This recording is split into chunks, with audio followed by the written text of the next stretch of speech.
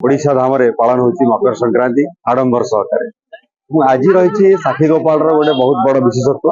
आज दिन में वर्षक गोटे दिन एठारे चाउल भोग कराए मकर चाउल भाव कहुए एवं जहाँ रीति रिवाज अनुजाई पुष मसरे माँ लक्ष्मी बाप घर जाता पुष मस जमती कि आमर ओडिया परंपरा झील मैंने बाप घर जाती माँ लक्ष्मी बाप घर जाती। गत काली मकर संक्रांति पूर्व दिन से बाप घर फेरती सांगरे भार आणिक आसता। साक्षीगोपाल मंदिर में ये परंपरा रही निकट में एक स्थान रही विद्याधरपुर सेठारु माँ लक्ष्मी भार आसे आमर साक्षीगोपाल मंदिर सिंहद्वार निकट में आमर सेवायत माने घंट घंटी छती त्रास ताली सहित स्वागत करती। नवांग बेढ़ा हुए। नवांग बेढ़ा कौन ना मंदिर बेढ़ा चारिपटे 6 थर एवं जो सिंहासन रही सिंहासन चारिपटे 3 थर ये भाव में नवांग बेढ़ा पर भंडार घर रहे।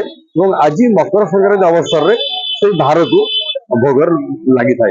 भार कौन कौन सब आसे भार में चाउल आसे गुड़ आसे महू आसे मुआ आसे कदली आसे फलमूल एवं नुआ वस्त्र आसए।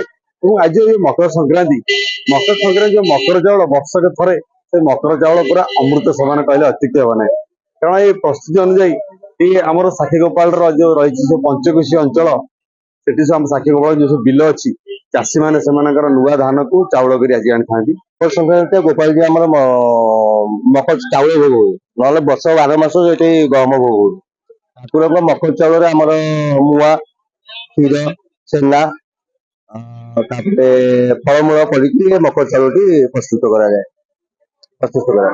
मकर भोग करने पाखापाखि अंचल पंचकोशी जिते लोक अच्छा समस्त महाप्रभु पाखक आसते। महाप्रभु पंचकोशी मुख्य जमीक आम जगन्नाथ पाखे जमी मकर चाउल भोग हुए ये ठाकुर मेन है मकर मेला है पुरी जिले सब अधिक गोपाल जी पाखे भोग हुए।